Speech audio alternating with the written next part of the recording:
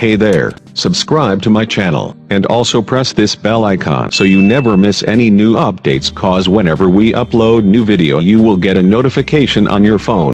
Part 1. You will hear a telephone conversation between a customer and the receptionist at a courier company. First, you have some time to look at questions 1 to 8.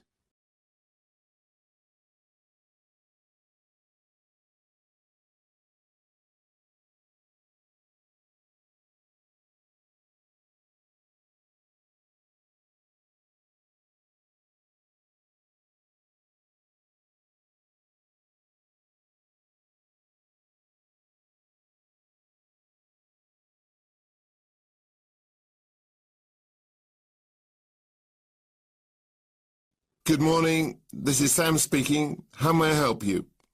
Hi, my name's Marco, and I'm calling to inquire about sending some goods to Canada. No problem. What's your full name, please, Marco? My middle name is Pronto. That's P-R-O-N-T-O. Sorry, Marco, just your surname will be fine. That's all we need for the form. It's Cebriana Tori. That's C-E-B-R-I-A-N-A-T-O-R-I.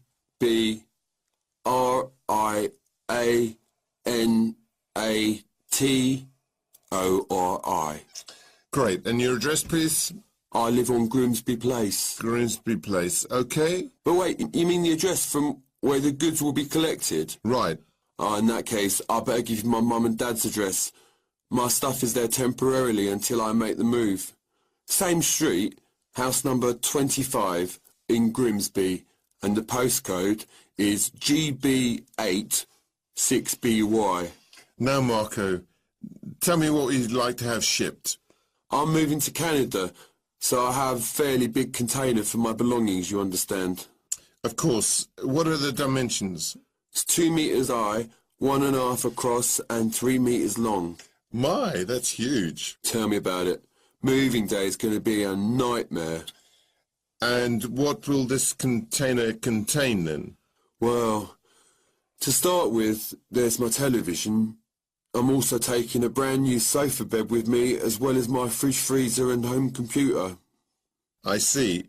That all sounds rather valuable. Do you know the total value of the goods in the container? Yeah, I estimate about £5,000. Before listening to the rest of the conversation, you have some time to look at questions 9 to 10.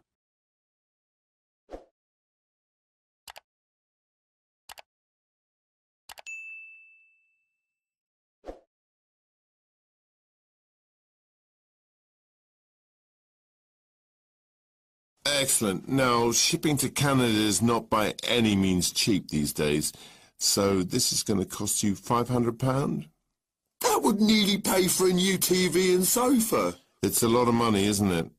But as I said, shipping is an expensive business. How do you intend to pay then, Marco? Credit card, okay?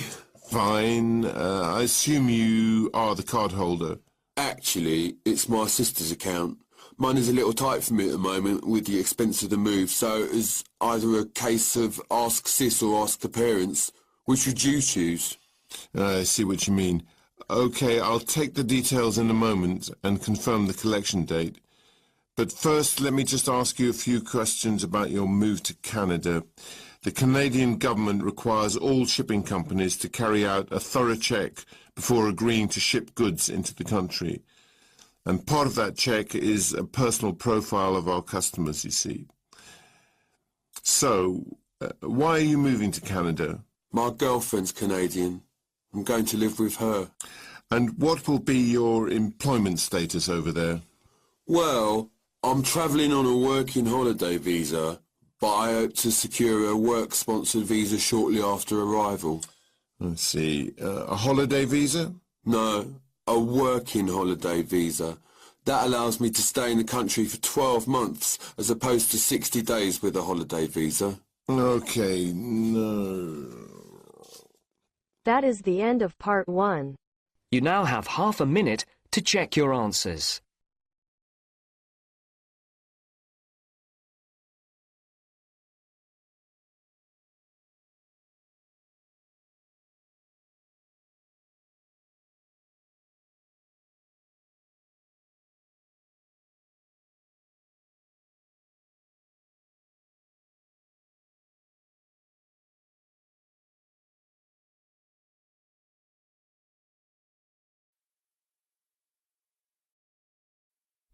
Now turn to Section 2. Section 2. You will hear a talk by a representative of an agency that finds people to look after homes when their owners are away. He is talking to a group of homeowners. First, you have some time to look at questions 11 to 20.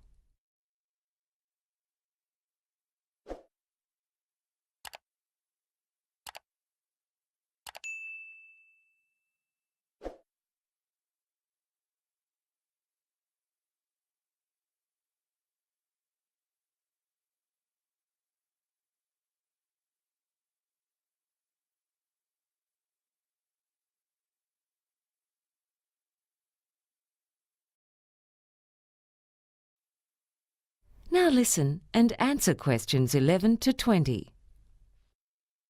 Good evening, ladies and gentlemen. I'm glad you've been able to make it to this introductory talk about our agency, which is called Contented Homes. My name's Gary, and I'm going to explain what our business involves. But first, I'd like to tell you something about the background of our agency. We commenced operations back in 1989.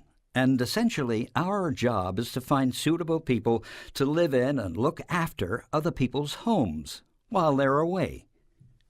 The homeowners, people like yourselves, might be away on holidays or temporarily working in another city or country, and they want to be sure that while they're away, their home will be secure, and that when they come back, everything will be in good condition. When we first started out, we conducted most of our business over the phone, but now the bulk of it is done over the Internet. Basically, this is how it works. Homeowners come to us when they need to find reliable, trustworthy people to take good care of their home for a limited period of time. The people who stay in your home and take care of it are called house sitters.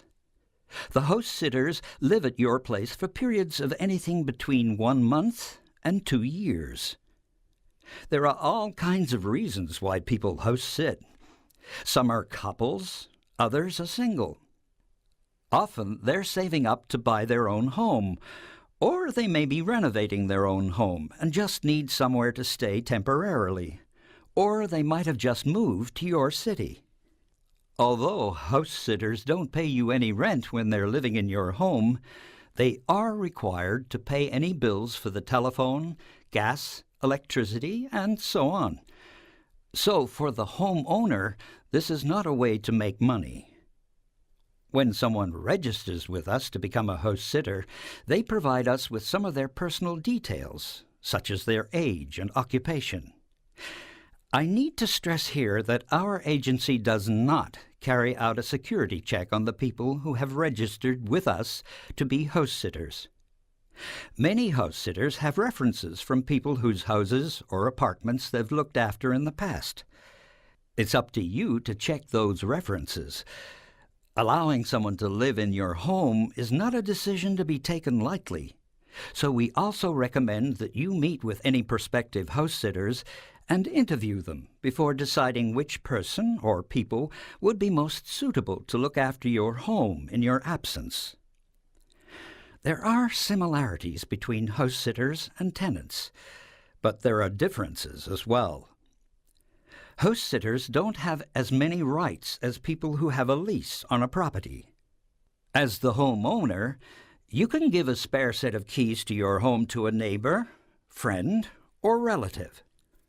That person's allowed to drop in on the house sitters without prior notice at any time, within reason, to check that the house is in order, and the house sitters aren't allowed to stop them from entering. There are many good reasons to use the services of a house sitter. Burglars soon notice when people are away, so theft is much less likely if someone is living in your home. But it's not simply a matter of security. House sitters keep your home clean and tidy. Some of them are even more house-proud than the actual owners. In addition, many people need a house sitter to look after pets and keep the garden in order. Now, I'd like to tell you about the fees we charge. First, you, the homeowners, don't have to pay us anything. When people who want to be house sitters come to us, they have to pay $375 to go into our directory. That's where we get the money to run our service. As I said, we don't check to see that the information supplied by them is correct. It would simply cost us far too much time and money to do that.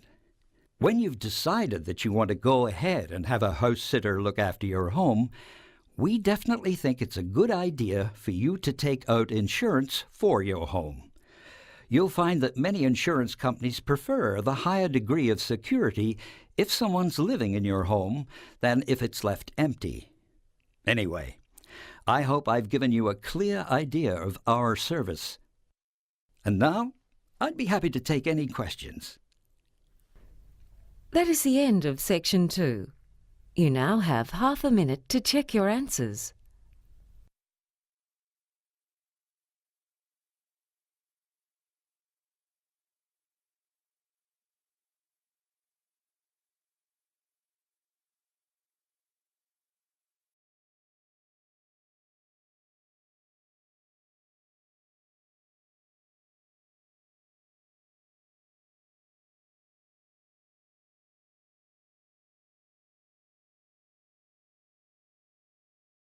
Now turns to part 3. Part 3. You will hear a discussion between two university students on a seminar they have just attended. First, you have some time to look at questions 21 to 25.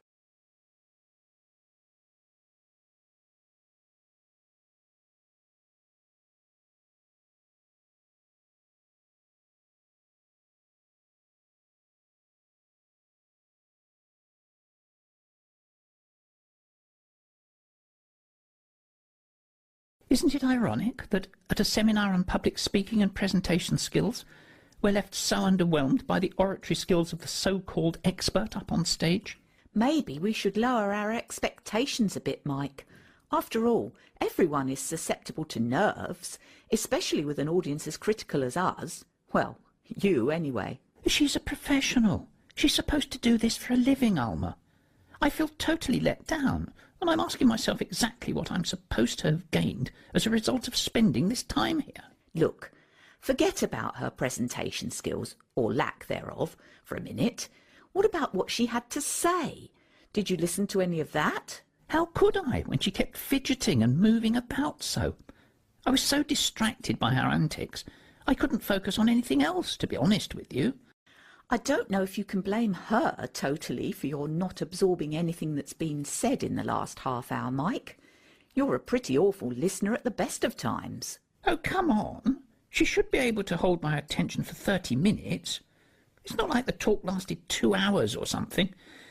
Mind you, it sure did seem like it. Stop it now. You're being overly critical, and that's just not fair. I took some notes and was actually impressed by some of what was said.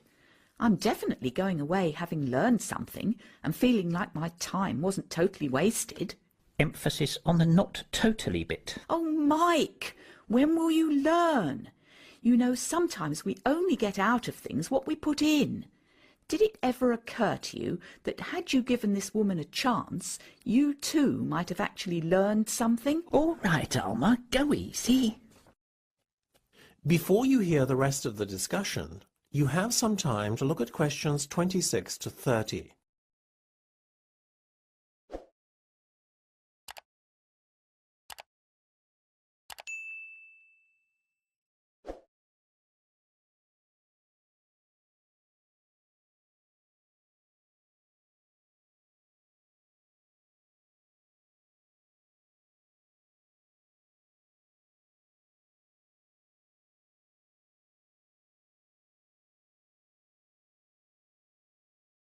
Well, look, we have to fill in this feedback form on her performance now, and I want you to be kind, okay? Yeah. First question, use of equipment. It says, do you think the presenter made adequate use of the equipment at her disposal? What's a 1? 1 is basically terrible. 1 it is, then. Stop it, Mike! She used the projector screen, had a nice PowerPoint prepared in advance, and had some sound files to liven things up too. Yeah, it was a real hoot. Look, if you're not going to do this properly, I'll fill it in on my own. OK, look, seriously, I guess I appreciated the prep work that went into the presentation. And she did make good use of the room's IT facilities, so it wasn't as bad as I first made out. But I'm not totally enamoured with her performance in that department either. Me neither, actually. That's a fair assessment at last, Mike. She made an effort, but I would have preferred it if she had used the interactive whiteboard, perhaps, as well as the projector. Her presentation might then have felt, well, more interactive, I guess. A decent effort, though. Agreed? Agreed. What about preparation? Well, I think we can both see that a lot of effort was put in that respect. Can't fault her there, can you? Not at all. How about clarity of speech and effectiveness at getting the message across? Well, look, you thought she spoke very clearly and that a lot was learnt from the seminar. I, on the other hand, learned more from my 2-year-old nephew's utterances of nonsensical broken English. Mike! Let me finish. So perhaps the truth is somewhere in the middle. Agreed? I'll settle for that. Satisfactory then on both counts. Execution is the bit I want to get to, Alma. Oh, here we go. Was it really that bad? Oh, come on. You have to admit it was pretty boring. Half the theatre had emptied by the time she finished. I can't really argue with you there, Mike. Clearly she failed to engage her audience, which is a big black mark for her execution. For once, Mr. Critical gets his way. Mr. Critical has been very kind to her in his feedback so far, though, wouldn't you say? You're a real saint, Mike. Now, what about the... That is the end of part 3. You now have half a minute to check your answers.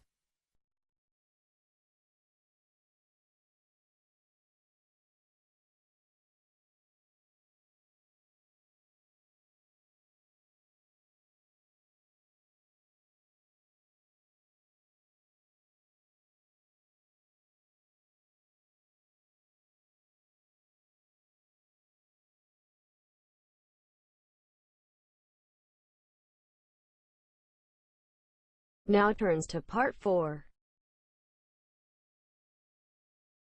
Section 4. Emma Bell is an agricultural scientist. In the following lecture, she describes some of the advantages of the hemp plant. First, you have some time to look at questions 31 to 40.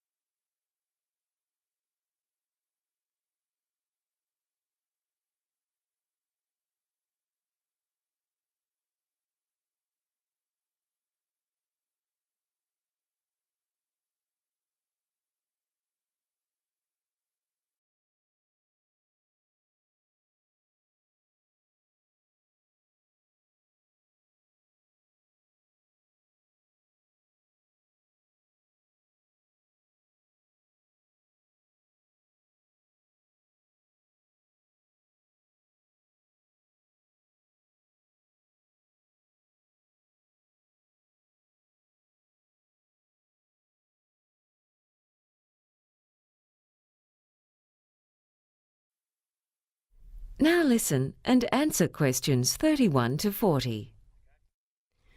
When we think of progress, we tend to look to the future. However, the past can also provide inspiration. Today, I'd like to outline some of the many ways in which the hemp plant, a plant that was used very widely until the early 20th century, can benefit both humans and the environment. You may remember that when the use of computers became more widespread, there was much talk of the paperless office. Yet now far more paper is being used than ever before. Most of that paper is made from wood, but it can also be made from hemp.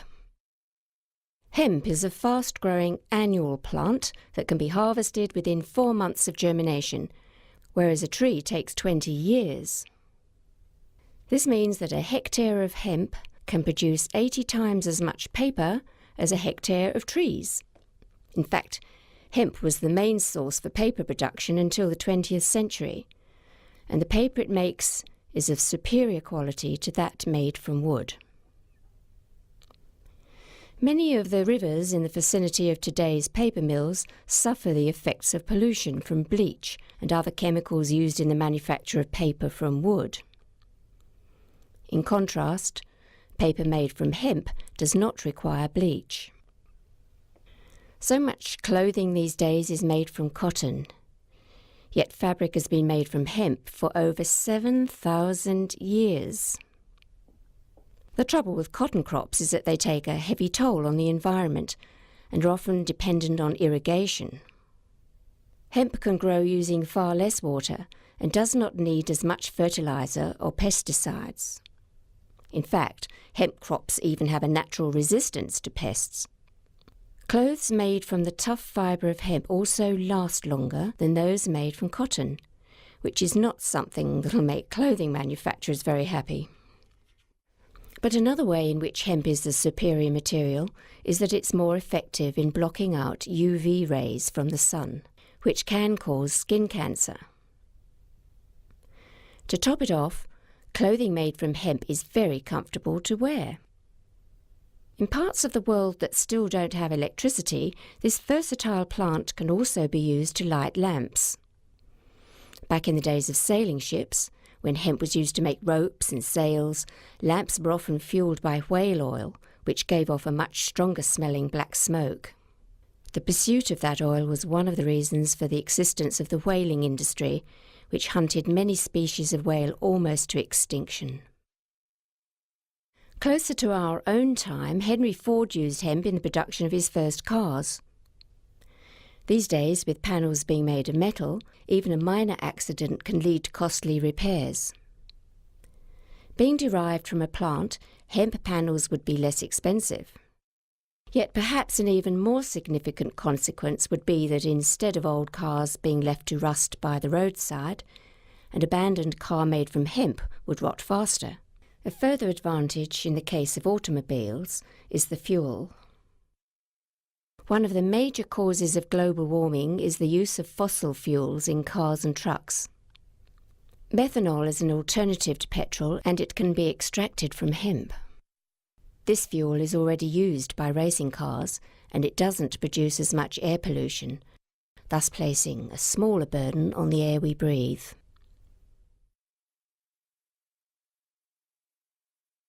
Hemp is also a source for a variety of foods. The oil that's obtained from the plant can be used to make cooking oil, butter, cheese, and even ice cream. Flour derived from hemp has a greater protein content than normal wheat flour, and its seeds contain all the amino acids, providing a form of protein that's more easily digested than that in soybeans. Carpets made from hemp are more durable than other carpets and are resistant to mildew, which grows in humid or damp conditions. It can also be used in the home to produce furnishings, such as fiberboard, furniture, and even plastics. Paints and varnish made from petrochemicals contain poisons, whereas this is not the case with those produced from hemp. Hemp plants are best grown close together, and because they produce an abundance of leaves, the ground underneath the plants is shaded, which hinders the growth of weeds. So farmers don't have to spend money on potentially dangerous herbicides. It thrives in areas with low rainfall and may be useful in combating salinity because it doesn't need irrigation, and its long taproot can reach underground nutrients and water. As a fast-growing plant, it's an easily renewable, biodegradable and ecologically sustainable source of a vast range of products that are currently made from polluting resources, such as coal, metals, gas and oil. This is quite plainly a case where we can make progress by learning from the past. That is the end of Section 4. You now have half a minute to check your answers.